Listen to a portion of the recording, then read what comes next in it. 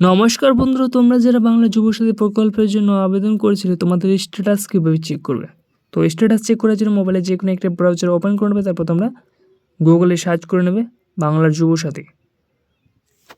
তো আমি আগে থেকে পোর্টালটি ওপেন করে রেখেছি, তোমরা চাইলে ভিডিও ডিসক্রিপশন বক্সে গিয়ে তোমরা সরাসরি এই পোর্টালে আসতে পারো। তো স্ট্যাটাস চেক করার জন্য তোমরা অ্যাপ্লিকেশন স্ট্যাটাস বলে লেখা রয়েছে, তোমরা এই অপশনের উপর ক্লিক করে নেবে।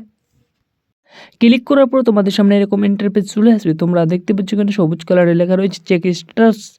তো তারপরে এখানে ক্লিক করে নেবে। তারপর তোমরা দেখতে পাচ্ছ কেন যুবসাথীর কোনো স্ট্যাটাস চেক করা যাচ্ছে না। তোমরা যারা প্রথম কিস্তির টাকা পেয়ে গেছো, কিন্তু দ্বিতীয় কিস্তির টাকা কবে ব্যাঙ্ক অ্যাকাউন্টে ঢুকবে, তো এপ্রিল মাসের 1 তারিখ থেকে 10 তারিখের মধ্যে তোমাদের দ্বিতীয় কিস্তির টাকা ব্যাঙ্ক অ্যাকাউন্টে ঢুকে যাবে। তো আজকের ভিডিও এখান থেকেই ছিল। যদি ভিডিওটি ভালো লাগে থাকে অবশ্যই একটা লাইক করে দেবে, চ্যানেল নতুন হয়ে থাকলে চ্যানেলটিকে সাবস্ক্রাইব করে দেবে। আর কাদের এখনও টাকা ঢোকেনি অবশ্যই তোমরা কমেন্ট করে জানাবে।